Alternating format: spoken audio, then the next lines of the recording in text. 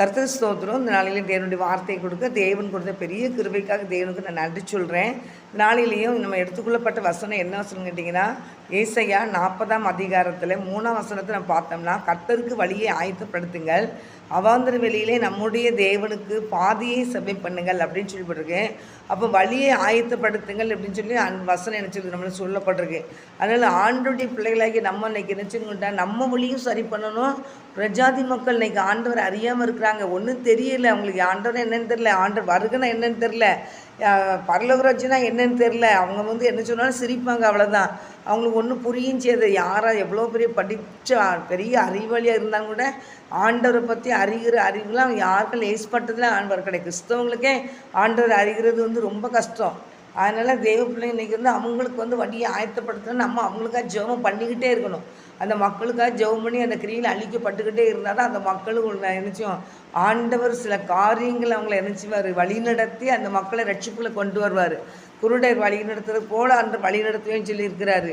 அதனால அவங்க எங்கே போகிறாங்கன்னு அவங்களுக்கே தெரியாது. ஆனால் அதே மாதிரி தான் ஆண்டவர் கொண்டு ஒரு பாதத்தில் முழங்கால் போட வைப்பார். ஏசு யாருன்னு தெரிஞ்சிட்டுன்னா அவ்வளோதான். ஆண்டவரே, நீர் இப்படி ஒரு நல்ல ஒரு தெய்வனாக இருந்திருக்கிறீரே, நாங்கள் உண்மை அறியாமல் இருந்துட்டோமே அப்படின்னு சொல்லி அழுவாங்க. அதில் இன்றைக்கி அது அந்த நல்ல தெய்வத்தை யாராலும் முடியல, நிறைய மக்களுக்கு கண்டுபிடிக்க முடியல. எவ்வளோ பெரிய ஏகப்பட்ட படிப்புகள் படித்து எவ்வளோ தான் போட்டுக்கிட்டு இருந்தாலுமே அவங்களுக்கு ஏசப்பா பற்றி அவங்களுக்கு நினச்சில அறிவே இல்லை. அதான் கர்த்தருடைய பிள்ளைகளை தேவனாய் கர்த்தருடைய பிள்ளைகள் நம்ம நினச்சிடணும்னா ஆண்டவர் அறிகிற அறிவுனால நம்ம அந்த கர்த்தருடைய பிள்ளைகள் எல்லா மக்களுக்கும் அவரை பற்றி என்ன செய்யணும், சொல்லணும். கர்த்தருக்கு வழியை நினச்சிங்க ஆயத்தப்படுத்துங்க. அவாந்தர வெளியிலே நம்முடைய தேவனுக்கு பாதையை செம்மை பண்ணுங்க. அப்படி நம்ம தேவனுக்கு பாதையை செம்மை பண்ணணும். அவர் நம்ம ஒவ்வொரு காரியத்திலையும் நம்மளை எடுத்து பயன்படுத்துறது அவர் தான். ஆனால் இன்றைக்கி நம்ம ஏனோ தானோன்னு இருந்துட்டு போய்கிட்டு இருக்காது. அப்படியே தேவனுக்கு பயந்து நடந்து ஆண்டவரத்தில் ஆலோசனைகளை கேட்டு, ஆண்டவரே எனக்கு இந்த காரியத்தை சொல்லித்தாரோம் அப்படின்னு கேட்டால் கண்டிப்பாக ஆண்டவர் சொல்லித்தருகிற தேவனாக தான் இருக்கிறார். அவர் அவருடைய ஊழியை நினச்சிடும் சீக்கிரமாக அந்த ஊழியை நிறைவேறணும். கடைசி காலத்தில் நிற்கிறோன்னு சொல்லி நம்ம எல்லோரும் சொல்லிக்கிட்டே தான் இருக்கோம். ஆனால் ஆண்டவர் எப்போ வருவாருன்னு சொல்லுங்கிறது நமக்கு தெரியாது. எக்காலம் ஊதும்போது ஆண்டவர் நினச்சி வருவார். அவர் எக்கால சத்தத்தோடு ஆண்டவர் வருவார். அந்த சத்தத்தோடு வரும்போது எல்லா பிள்ளைகளுக்கும் கேட்குமான்னு சொன்னால் அது அது தெரியல. அது ஆண்டவருக்கு பயந்து தேவனுக்காக வயிறாக்கி கொண்டு நிற்கிற பிள்ளைகள். அதனால யார் யாருக்கு அவர் சத்தம் கேட்கணுங்கிறது நமக்கு தெரியாது. ஆனால் தேவ பிள்ளைகளுக்கு யாராக இருந்தாலும் நம்ம ஆண்டவர் வருகை எதிர்நோக்கி இருக்கிறது ரொம்ப சந்தோஷம். நம்மளுக்கு எதிர்நோக்கி இருக்கணும் அவருடைய வருகைக்கு. அதுக்கு முன்னாடி நம்ம எடுத்துக்கொள்ளப்பட்டாலும் பாக்கியவன்களை தான் இருப்போம். அதனால் அவர் வருகை சீக்கிரம் இருக்கிறதுனால இந்த புரட்சாதி மக்கள் எல்லாருமே ஆண்டவர் பின்னால் வரணும், தேவ ராஜ்யத்துக்குள்ளே வரணும். அந்த மக்கள் தெரியாமல் இருக்கிறாங்க, இன்றைக்கி ஆண்டவர் அறியாமல் இருக்கிறாங்க. இன்றைக்கி அவங்க எப்படி இருக்கலாம்னு சொல்லி போய்கிட்டே இருக்கிறாங்க. அவங்கள என்னத்தை சொல்ல, அவங்களுக்கு என்ன சொன்னாலும் புரியும் செய்ய மாட்டேங்க. பிசாசு கட்டி போட்டிருக்கான், சிந்தனைகள்லாம் கட்டி போட்டான். ஏசு யார், ஏசப்பா நல்லவர்னு சொல்லுவாங்க. ஆனால் ஏசப்பா நல்லவர் தான், நல்லவர், நான் அதை கேட்டேன் தந்தார், இதை கேட்டேன் தந்தாருவாங்க, எல்லாம் சொல்லுவாங்க. ஆனால் என்ன செய்யலாம், முழுமையாக பிடிக்க முடியலை. அவரை முழுமையாக பிடிக்க முடியாது. அந்த கொரிந்தியரில் போட்டிருக்கு, தேவராஜ்யம் பேச்சில் இல்லை பலத்தில் இருக்குன்னு. அப்போ பலன் கொண்டு அவருக்குள்ளே நம்ம கடந்து போனால் தான் பரலோகத்துக்குள்ளே போக முடியும். ஆனால் இந்த உலகத்தில் எப்படி இருந்துட்டு என்ஜாய் பண்ணிக்கிட்டு நான் போனால் முடியாத காரியம். அதனால் தேவ பிள்ளைகளாக யாராக இருந்தாலும் தான் ஜெபத்தோடு நீங்கள் ஒவ்வொரு நாளும் ஜெபிக்கிற ஜெபத்தில் தேவ சமூகத்தில் நம்மளுடைய இருதயத்தெல்லாம் ஊற்றி அவர் சமூகத்தில் இந்த மக்களுக்காக அழிந்து போகிற ஆத்துமாக்களுக்காக நம்ம ஜெபிக்கும் போது தேவனாய் கர்த்தர் இந்த காரியத்தில் என்ன செய்கிறாரு, பெரிய ஒரு விடுதலை கொடுக்குறாரு. அப்படிதான் பவுல் சீலாவும் அன்றைக்கி செஞ்சாங்க, பிரசங்கம் பண்ணிக்கிட்டாங்க. ஆத்தங்கரையிலேருந்து பிரசங்கம் பண்ணிக்கிட்டே இருக்கிறாங்க. அப்போ எதுக்காக பிரசங்கம் பண்ணுறாங்க, எதுக்காக போய் ஆத்தங்கரையில் உட்காந்து ஜெபம் பண்ணுறாங்க, எப்படியாவது மக்கள் ரட்சிக்கப்பட்டணும் தானே ஜெபம் பண்ணுறாங்க. இன்றைக்கி எத்தனையோ கர்த்தருடைய பிள்ளைகளுக்கு அந்த நாளையில் நிறைய பிரச்சனைகள். அந்த எஸ்தர் ராஜ்யத்தை கூட நம்ம பார்த்தோம்னா, எஸ்தர் ராஜ்யத்தை 127 நாடுக்கு ராணியாக இருந்தாலுமே அவங்க யூத குலத்துக்கு பிரச்சனைன்னு சொல்லி வரும்போது அவங்க சித்தப்பா அவர் சின்ன தகப்பனவர் என்ன மொர்தெக்காய் பார், யூத குலத்துக்கு இப்படி பிரச்சனை வருது, இந்த காலத்தில் நீ மௌனமாக இருந்தால் யூதருக்கு ரட்சிப்பு வேறு வழியாக வரும்னு சொன்ன உடனே அவள் அந்த 127 நாடுக்கு ஒரு ராணியாக இருந்தாலும் அவள் உடனே தாதிமார்களை கூப்பிட்டு வச்சு உடனே என்ன செஞ்சிட்டா, ஜெபிக்க ஆரம்பிச்சிட்டான். அப்போ பாருங்கள், அந்த ஜெபிக்கிற பிள்ளையாக இருந்ததுனால தான் மொர்தெகாய் வந்து அந்த அந்த மகளுக்கு தெரிவிக்கிறார். இன்றைக்கி வந்து அவள் எப்போ பார்த்தாலும் ஜெபம் பண்ணுற பிள்ளை இன்றைக்கி ஒரு ராணி ஆகிட்டாலே, அவளுக்கு வந்து மாதிரி சொன்னால் அவள் செய்வாளா இல்லையாங்கிற ஒரு பயம் வந்துட்டு. அதனால இந்த காலத்தில் நீ மௌனமாக இருந்தால் யூதருக்கு ரட்சிப்பு வேறு வழியாக வரும்னு சொல்லி சொன்ன உடனே அவள் உடனே தாதிமார்களை கூப்பிட்டு என்ன செஞ்சிட்டா, ஜெபிக்க ஆரம்பிச்சிட்டா. ஜெபிக்க ஆரம்பிக்க 3 நாள் அவள் தண்ணி குடிக்காமல் நினச்சிடா அள்ளும் பாக்கிலும் ஜெபம் பண்ணிக்கிட்டே இருக்கிறா அந்த மக்களுக்காக. அந்த மக்களுக்கு என்ன வந்துச்சு, யூத குலத்துக்கு என்ன வந்துச்சு, ஆமோன்கிறவன் என்ன செஞ்சுட்டான், இந்த மொர்தெகாய் வந்து போய்கிட்டு இருக்கும்போது மொர்தெகாய் எழும்பி அவனுக்கு வணக்கம் செலுத்தலை அப்படிங்கிறதுனால இந்த யூத குலத்தில் உள்ளவே இந்த யூத குலத்தை பூரா அழிச்சிடும், இவங்க திமிரு பிடிச்சவங்களா இருக்கிறாங்க அப்படின்னு சொல்லி ஒரு முடிவு பண்ணிட்டான். அவன் ராஜாவுக்கு கூட வரவே மந்திரி. அப்போ அவன் அப்படியே முடிவு பண்ணிட்டான். ராஜாக்கே தெரியாமல் தந்திரமான ஆலோசனைகளை போட்டான்.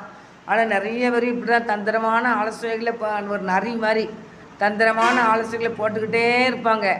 ஆனால் வந்து ஆண்டவருக்கு முன்னால் அது தோற்று போயிடும். ஆண்டவருக்கு முன்னால் அந்த தந்திரமான போட்டுற எல்லா ஆலோசனைகளும் நினச்சின்னா தோற்று போயிடும். அந்த மொர்தெகாய் வந்து ஆண்டவருக்கு பயப்படுறப்பில்ல பாருங்கள், ஜெபிக்கிற மகளாக இருந்ததுனால அந்த எஸ்தர் ராஜ்யத்தை வந்து உரிமையாக சொல்கிறார் பாருங்கள். அவர் மனசுக்குள்ள எவ்வளோ கஷ்டப்பட்டிருப்பார். எப்படின்னா, ஐயோ யூதர்களை பூரா அவன் கொல்ல போகிறேன்னு சொல்கிறானே, இவர் ராணியாயிட்டாலே நம்ம சொல்லி கேட்பாளா கேட்க மாட்டாளா தெரியலையே அப்படிங்கிற ஒரு பயம் உள்ளே இருக்க தான் செய்யும். ஆனாலும் அந்த மொர்தெகாய் என்ன செஞ்சார், நிறைய போயிட்டார். நிறைய ஆளை அனுப்பி சொல்கிறாரு, நீ யூது இப்போ இப்படி பிரச்சனை இருக்குது, நீ இந்த காலத்தில் நீ மௌனமாக இருந்துட்டின்னு என்ன வந்துடும், அவங்களுக்கு வேறு ரட்சிப்பு வேறு வழியாக வந்துடும் அப்படின்னு சொல்லி என்ன செய்கிறாங்க. அவர் பேசுகிறாரு. உடனே அவள் என்ன செய்கிறா, உடனே கீழ்படுறா. அவள் எப்பவும் செய்ததுக்குள்ள இந்த போர் பாருங்க, எஸ்தர் புஸ்தகத்தில் 4ஆம் அதிகாரத்தில் 14ஆம் வசனம், நீ இந்த காலத்தில் மௌனமாக இருந்தால் யூதருக்கு சகாயமும் ரட்சிப்பும் வேறொரு இடத்திலிருந்து எழும்பும், அப்படி நீயும் உன் தகப்பன் குடும்பமும் என்ன செய்யும், அழிவீர்கள். நீ இப்படிப்பட்ட காலத்துக்கு உதவியாக இருக்கும்படி உனக்கு ராஜ்ய மேன்மை கிடைத்திருக்கலாமே, யாருக்கு தெரியுமே என்று சொன்னான். பாருங்க, இப்படிப்பட்ட காலம் வரும், திடீர்னு வரலாம். அதனால உனக்கு இந்த ராஜ்ய மேன்மை ஆண்டவர் முன்கூட்டியே தந்திருக்கலாம். நீ ராஜாவோடு போய் போகிறதுக்கு ஆண்டவர் ஒரு வாய்ப்பு கொடுத்துருந்துருக்காரு. அதுக்கு தான் இந்த வாய்ப்பை கொடுத்துருக்கிறார். ராணியாக வச்சுருப்பார் பொழுதுன்னு அவர் மனசில் வைக்கிறார். வச்சு சொன்ன உடனே அவருடைய குரவுடைய அவள் கூட இருக்கிற எல்லா பிள்ளைகளையும் என்ன செஞ்சா, கூட்டி சேர்த்த ஜெபிக்கிற தாதிமார்களை கூப்பிட்டான். பார்த்தீங்கன்னா 16ஆம் வசனத்தில், நீர் போய் சூசானில் இருக்கிற யூதரை எல்லாம் கூடி வர செய்து 3 நாள் அல்லும்பாங்க. சூசான் இந்த யூத குலத்துக்கெல்லாம் பிரச்சனைகள் வரப்போகுது அப்படின்னு சொன்ன உடனே அவள் உடனே சொல்கிறான், இந்த யூதர்கள் இருக்கிறார் எஸ்தர் ராஜ்யத்துக்கு தெரியப்படுத்துகிறார். தெரியப்படுத்தும் அது ராணி ஆகிட்டாலே, அவள் வந்து இந்த ஜெபிப்பாளா இல்லையா, அவன் நல்லா ஜெபிக்கிற பிள்ளையாச்சே, ஜெபம் பண்ணுறாளா இல்லையான்னு தெரியலேன்னு சொல்லி மனசில் கஷ்டப்பட்டு வந்திருக்கோம். அந்த மொர்தெகாய் வந்து தன்னுடைய மக்களெல்லாம் அழிவு வரப்போகுதே அப்படிங்கிற ஒரு பயம் மொர்தெகாய்க்கு வந்துட்டு. அவர் யூதன் அதனால் என்ன சொன்னாங்கன்னா, இந்த ஆண்டவருக்கு பின்னால் ஆமான்னு சொல்லி ஒரு மந்திரி அலைவு இருப்பான். அவன் என்ன செய்வான்னு கேட்டால், வந்துக்கிட்டு இருக்கிற வழியில் ராஜாவோடு வந்துக்கிட்டு இருக்கும்போது இந்த மொர்தெகாய் என்ன செய்யலை, எல்லோரும் அவர் வரும்போது எலும்பி நின்று அவரை கனப்படுத்துவாங்க. ஆனால் மொர்தெகாய் வந்து எலும்பி நிற்கலை. அவர் வந்து அமைதியாக அவர் பாட்டுக்கு இருந்துக்கிட்டார். எதனால இருந்தார் தெரியல. ஆனாலும் ராஜாலாம் வரும்போது கொஞ்சம் எலும்பி நிற்பாங்க. ஆனால் எந்திரிக்கலை.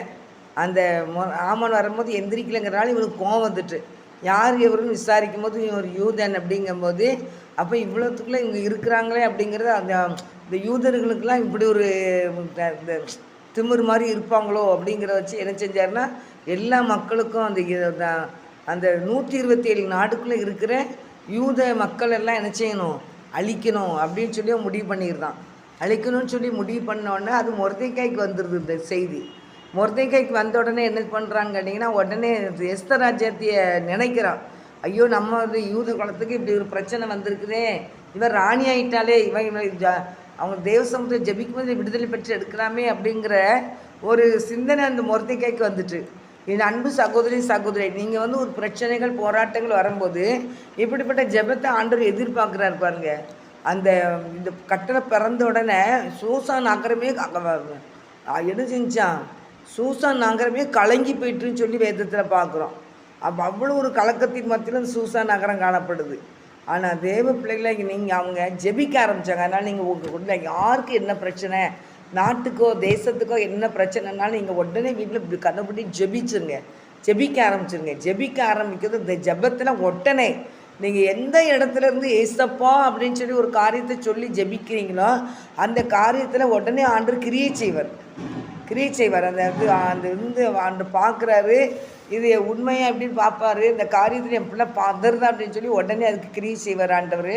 அதனால் நீங்கள் யாராக இருந்தாலும் சரி தான், தெய்வ சமூகத்தில் நீங்கள் என்ன செய்யுங்க, அதை தெரியப்படுத்தும் போது ஆண்டதை சூசா நகரம் கலங்கி போய் இருந்த சூசா நகரத்தை ஆண்டவர் ஆர்ப்பரிக்கிற ஒரு நகரமாய் கர்த்தர் மாற்றினார். அல்லேலூயா. அப்புறம் ஆர்ப்பரித்தார்கள்னு போட்டிருக்கோம் எஸ்தர் புத்தகத்தில். அவங்க வந்து இப்படி என்ன செஞ்சாங்கன்னா, அவங்க ஆர்ப்பரித்தார்கள். அவங்க சூசா நகரம் கலங்கி போய் கிடந்த சூசா நகரம் எப்படி ஆர்ப்பரிக்க ஆரம்பிச்சுன்னா, அவங்க ஜெபிக்க ஆரம்பித்தாங்க. அந்த சூசா அந்த 127 நாட்டில் இருக்கிற அந்த யூதர்களை அவர் சொல்கிறாரு, நீர் போய் சூசானில் இருக்கிற அந்த சூசானுக்குள்ள இருக்கிற யூதரை எல்லாம் கூடி வர செய்து 3 நாள் அல்லும் பகலும் புசியாமலும் குடியாமலும் எனக்காக உபவாசம் பண்ணுங்கள். எஸ்தர் ராஜாத்தி ஒரு கட்டளை எடுக்கிறான். எது கட்டளை எடுக்கிறா? மக்களுக்காக சொல்லலை, எனக்காக சொல்கிறா. ஏன்னு சொல்லிட்டிங்கன்னா, ராஜா பக்கத்தில் யாரும் போக முடியாது, மனைவியர் இருந்தாலும் கூட அங்கே போக முடியாது. அவர் அவர் இருக்கிற இடத்துல யாரும் போனால் அவர் செங்கோல் ஒன்று வச்சுருப்பார். அந்த செங்கோலை நீட்டுனா தான் அந்த செங்கோலை இவங்க அந்த நுனியை தொடரும். அது அப்படின்னா அந்த ராஜா சமாதானமாக இருக்காருன்னு அர்த்தம். அவர் தொடலை அப்படின்னாச்சுன்னா உடனே கொண்டுருவாங்க, அங்கே யாரும் போக முடியாது. அதனால் இவங்க என்ன சொல்கிறான்னா, நான் யூத மக்களுக்காக ஜெபிக்கிறேன், ஆனால் எனக்காக என்ன செய்யுங்க, இந்த சூசானில் இருக்கிற எல்லாத்தையும் எனக்காக ஜெபிக்க சொல்லுங்கள் அப்படின்னு அவர் சொல்கிறார். சூசானில் இருக்கிற யூதரை எல்லாம் கூடி வர செய்து 3 நாள் அல்லும் பகலும் புசியாமலும் குடியாமலும் இருந்து எனக்காக உபவாசம் பண்ணுங்கள், நானும் என் தாதிமாரும் உபவாசம் பண்ணுவோம். இவ்விதமாக சட்டத்தை மீறி ராஜாவினத்துக்கு பிரவேசிப்பேன், நான் செத்தாலும் சாகிறேன் என்று எனக்கு நான் சொல்ல சொன்னான். எனக்காக ஜெபம் பண்ணுங்க, என் தாதிமார்களை கூப்பிட்டு நான் ஜெபிக்கேன், இதெல்லாம் மீறி இந்த சட்டத்தெல்லாம் மீறி நான் ராஜாட்ட போவேன், அங்கே போய் செத்தாலும் பரவாயில்ல, நான் இந்த யூத மக்களுக்காக நினச்சிறேன், ஜெபிக்கிறேன்னு சொல்லி முடிவு பண்ணிவிட்டு அந்த மகளை நினச்சிடா ஜெபிக்கிறா. அந்த இடத்துல ஜெபிக்க போகிறதுனால ஆண்டவர் ஜெபிக்கிற பிள்ளைகளை கைவிடுவாரா? ஜெபிக்கிற பிள்ளைகளை வெக்கப்படுத்துவாரா? வெக்கப்படுத்தவே மாட்டார். அவர் அந்த ஜெபிக்கிற பிள்ளைகள் மேலே அவ்வளோ ஒரு பாசம் வச்சுருப்பார் ஆண்டவர். என் பிள்ளைங்க எல்லா நேரத்துலையும் என் பிள்ளைங்க இந்த ஆத்மாக்களை குறித்த ஒரு பாரத்தோடு இருக்கிறாங்களே, இந்த விக்கிரங்களுக்கு அடிமைப்பட்டு எடுக்கிற மக்களுக்காக பாரத்தோடு இருக்கிறாங்களே, இந்த மிஷனரிகளுக்காக அவங்க பாரத்தோடு ஜெபம் பண்ணுறாங்களே அப்படின்னு ஆண்டவர் இந்த ஜெபிக்கிற பிள்ளைகள் மேலே ரொம்ப அன்பு வச்சுருப்பார். ஆனால் ஜெபிக்க உயர்வும் உண்டு, உயர்த்துவார். ஆனால் ஜெபிக்கிற பிள்ளைகளுக்கு என்ன உண்டு? பிரச்சனையும் உண்டு. ஜெபிக்கிற பிள்ளைகளை சுற்றி போட்டியும் போகாமல் இருக்கும். எப்படியாவது ஜெபிக்கிற பிள்ளைகளை பார்த்துட்டு விசாசி என்ன செய்ய வந்துடுமா, மக்களை தான் எழுப்புவான். எழுப்பிட்டு இவங்க இன்னும் உயிரோடு இருக்காங்களே, இன்னும் இவங்க உயிரோடு இருக்காங்களேன்னு துன்மார்க்கம் பார்த்துக்கிட்டே சதியான பண்ணி பல்ல கடிச்சு கருங்கருக்கும் கடிச்சிக்கிட்டு போனான் துன்மார்க்கன். நீதிமன் மேலே அப்படியே வெறி பிடிச்சி போய் நிற்பானான். ஆனால் அவனுக்கு அந்த இவரு பாட்டு படிப்பார், மோசஸ் ராஜேஸ்வர் பாட்டு படிப்பார். வெட்ட வெட்ட வளருவான், கொட்டை உயருவான், நீதிமான டிஸ்டர்ப் பண்ணாது, அவனை அசால்ட்டாக விட்டு விடாதே அப்படின்ட்டு அவன் ஜெபிக்க ஆரம்பிச்சுனா நீ முதுகு கட்டிட்டு ஓட தான் வேண்டும் அப்படின்னு சொல்லி பாட்டுப்பாரு. எனக்கு அதை பாட்ட முடியும். அதனால் அவன் ஜெபிக்கு முழங்கால் முட்டு போட்டுட்டானா நீ முதுகு தான் காட்டணும், ஓட்டமாக நீ ஓடணும் அப்படின்னு சொல்லி இந்த பாட்டிருக்கோம். அதனால் நீதிமான டிஸ்டர்ப் பண்ணாத, அவனை நீ அசால்ட்டாக நினச்சிடாதேன்னு ஒரு பாட்டு. அதனால் பாருங்கள், கர்த்தருடைய பிள்ளைகளுக்கு விதமாக அப்புறம் என்ன செத்தாலும் பரவாயில்லன்ட்டு அந்த எஸ்தர் ராஜ்யத்தை எடுத்துச்சா எலும்புனா. அதுமாதிரி ஜெபிக்கிற பிள்ளைகளுக்கு நீங்கள் பைபிளில் பார்த்தீங்கன்னா ஜெபிக்கிற எல்லா பிள்ளைகளுக்கும் பிசாசு துன்பத்தை கொண்டு வருவான், மனுஷங்க மூலியமாக தான் கொண்டு வருவான். ஆனாலும் என்ன செய்ய மாட்டாங்கன்னா ஜெபிக்கிறவங்க தான் ஜெயம் எடுப்பாங்க. ஜெபிக்கிற பிள்ளைகள், கர்த்தருக்கு பயந்து நடக்கிற பிள்ளைகள், அவர் சொல்கிறத கேட்டு நடக்கிற பிள்ளைகள் ஜெயம் எடுப்பாங்க. கண்டிப்பாக 100க்கு 100 மார்க்கு. தேவனுக்கு பயந்துட்டாங்க ஒருத்தங்கன்னா தேவன் என்ன சொன்னாலும் செய்வாங்க. ஆனால் தேவன் என்ன சொன்னாலும் செய்வாங்க. தேவன் சத்தம் அவங்களுக்கு அழகாக பேசுவார். அப்போ அவங்க போட்டியும் போராமையும் பாருங்கள், அவங்கள பற்றி குறை சொல்லிக்கிட்டே இருப்பாங்க மக்கள். அவங்க மேலே பொறாம படிச்சுட்டு வல்ல கடிச்சிக்கிட்டு ஏன் இன்னும் உயிரோடு இருக்க அப்படியே அலையும் சாசு. தேவனாய் கத்த அவங்க தலை உயர்த்திக்கிட்டே இருப்பார். கர்த்தருடைய பிள்ளைகள், தேவனுக்கு பயந்து நடக்கிற பிள்ளைகள், ஜெபிக்கிற பிள்ளைகளுடைய தலையை கர்த்தர் உயர்த்துவார். அவங்களோடு கர்த்தர், நீதிமானோடு கர்த்தர் இருக்கிறார். யோசேப்போடு கர்த்தர் இருந்தார்.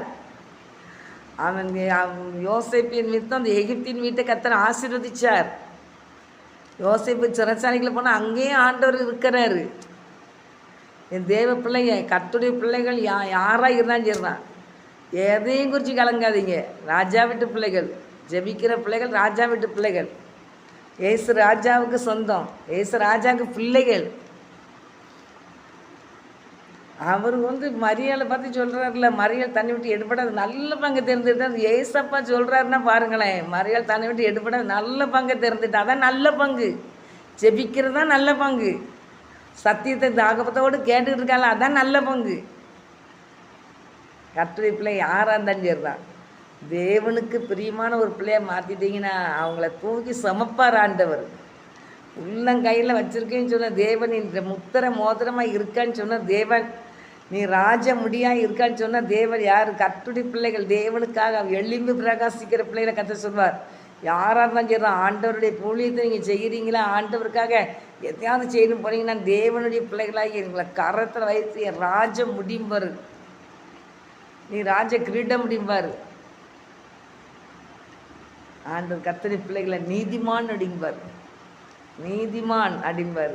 அவருடைய பிள்ளைங்க அவர் ரத்தத்தால் கழுவி பரிசுத்தப்படுத்தி அவர் பத்திரமாக பாதுகாப்பார், கண்மணி போல பாதுகாப்பார்.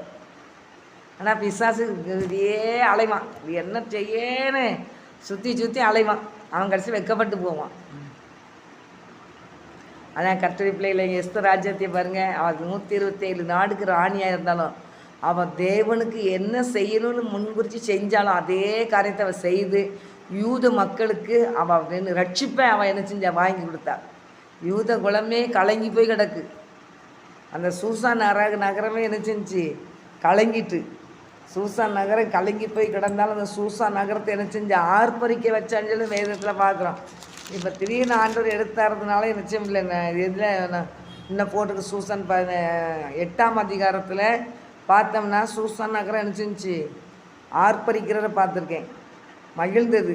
8ஆம் அதிகாரம் 15ஆம் வசனத்தில், அப்பொழுது மொர்தெக்காய் இளநீலமும் வெள்ளையுமான ராஜவஸ்திரமும் பெரிய பொன்முடியும் பட்டும் இரத்தாம்பரமும் அணிந்தவனாய் ராஜாவினிடத்திலிருந்து புறப்பட்டான். சூசான் நகரம் ஆர்ப்பரித்து மகிழ்ந்தது அப்படின்னு சொல்லியிருக்கேன். சூசான் நகரம் ஆர்ப்பரித்து என்ன செஞ்சு மகிழ்ந்தது. அதனால் தேவ பிள்ளைகளாகி நம்ம அது ஒரு நேரம் என்ன செஞ்சு சூசான் நகரம் கலங்கி போயிருந்துச்சு. ஆனால் இந்த ஜெபத்துக்கு பின்னால் அது என்ன செஞ்சு ஆர்ப்பரிக்க ஆரம்பிச்சிட்டு. ஜெபந்தான் ஒவ்வொரு குடும்பத்தையும் கட்டி எழுப்பும். கர்த்தருக்கு முன்பாக ஜெபந்தான் என்ன செய்யும் ஒவ்வொரு குடும்பத்தையும் தூக்கி நிறுத்தும். ஆனால் தேவ பிள்ளைகளாகி நீங்கள் யாராக இருந்தாலும் சரி தான், தேவனுக்கு பயந்த போட்டு பாருங்கள். 3ஆம் அதிகாரம் 15ஆம் வசனத்தை போட்டு பாருங்கள். அந்த அஞ்சல்காரர் ராஜாவின் உத்தரவினால் தீவிரமாய் புறப்பட்டு போனான். அந்த கட்டளை சூசான் அரண்மனையில் பிறந்தது. ராஜாவும் ஆமானும் குடிக்கும்படி உட்கார்ந்தார்கள். சூசான் நகரம் என்ன செஞ்சாங்க கலங்கிட்டு அப்படின்னு போட்டிருக்காங்க 3ஆம் அதிகாரம் 15ஆம் வசனத்தில். அதில் 8ஆம் அதிகாரத்தில் 15ஆம் வசனத்தில் சூசான் நகரம் என்ன செஞ்சான் நான் ஆர்ப்பரித்து மகிழ்ந்தது. இதுக்கு மத்தியில் என்ன நடந்துச்சு? ஜெபம். ஒரு ஜெபம் ஒரு மனிதன் நினச்சிச்சு தூக்கி நிறுத்துது. அந்த சூசான் நகரத்தில் இருந்த எல்லா யூதர்களும் ஆர்ப்பரித்தார்கள், மகிழ்ந்தார்கள். என்ன சந்தோஷம்! அப்படிப்பட்ட பெரிய சந்தோஷத்தை ஆண்டவர் செஞ்சார், கொடுத்தார். யார் மித்தம் கொடுத்தார்? இந்த எஸ்தர் ராஜாத்தி ராணின்னு கூட பார்க்காம தேவ சமூகத்தில் விழுந்து 3 நாளும் தேவ சமூகம் தன்னை தாழ்த்தி வெறுமையாக்கி மக்களுக்காக போராடி ஜெபிச்சு செத்தாலும் சாகுறேன்னு சொல்லி தேவனுக்கு முன்னால் ராஜாவுக்கு முன்னால் போய் நின்று அந்த தைரியமாக போய் ராஜாட்ட பேசும்போது ஆண்டவர் அந்த இடத்துல கிரியை செய்கிறாரு. அலையிலையா கிரியை செய்கிற அந்த துன்மார்க்கணும் அங்கே போய் நினச்சிங்க. அந்த ஆமான்னு இருந்தான் அந்த இடத்துல. ராஜாட்ட போகிறா. ராஜா என்ன ராஜாத்திங்க வந்திருக்கே என்னன்னு கேட்குறா. உடனே சொல்கிறாரு நான் ஒரு விருந்து வைக்கணும், அந்த விருந்துக்கு நீங்கள் வருவீங்களான்னு போய் கேட்கா. உடனே இந்த ஆமான் இப்படி செய்கிறான்னு அவன் சொல்லவே இல்லை. விருந்துக்கு நான் விருந்து வைக்கிறேன், இந்த விருந்துக்கு நீங்கள் வருவீங்களான்னு கேட்க வந்திருக்கா.